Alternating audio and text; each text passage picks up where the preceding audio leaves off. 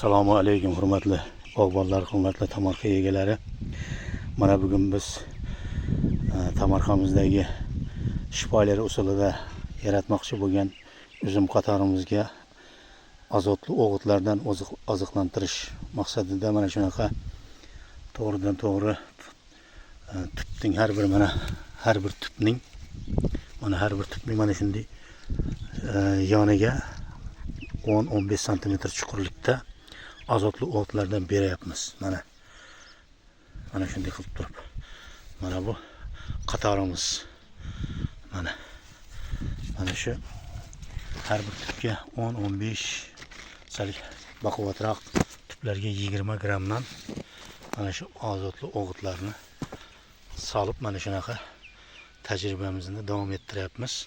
Mana sizlar bilan xudo xolasa mana shuni natijalarini birgalikda baham ko'ramiz. Qanday natijalar berishini keyingi videolarimizda, video suhbatlarimizda siz bilan o'rtoqlashib boraveramiz. Mana shunaqa. Mana bu tuplari bu yil endi 3-yili. Mana bu yil 3-yili 1-2 ta nishona ko'rsatdi. 3-yilimizdagi uzum ko'chatlarimiz qalamchadan to'g'ridan to'g'ri mana shu o'ziga qalamchadan ekilgan. Shu ekilgan mana bu ko'chatimiz bo'lsa ko'chirib o'tkazilgan.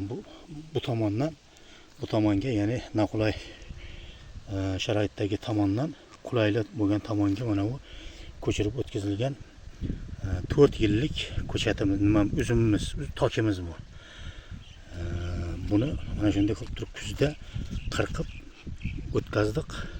Mana shu joyiga mana hosillari mana har bir qo'ygan meva shoximizda bittadan mana g'o'ralarimiz bor. Mana xudo xolasa bular endi joyiga tushib normal rivoj bo'lib ketaveradi. Mana shunday qilib mana bu tomoniga ham shunday qilib turib berganmiz mana shu uzum qatorimiz. Bu yerda endi asosan toyfi, keyin chillaki uzumimiz bor, ya'ni maska deb aytiladi bizni mahalliy sharoitimizda. Keyin yana rizomat ota uzum navidan ham mana shu yerga qalamchalarini ekkanmiz. Nasib qilsa bu yil endi bitta-ikkita ta nishona ko'rsatsa natijalarini ko'ramiz. Salomat bo'linglar. Keyingi video suhbatlarimizgacha xayr. Bog' eking, yaxshidan bog' qolar. Salomat bo'ling.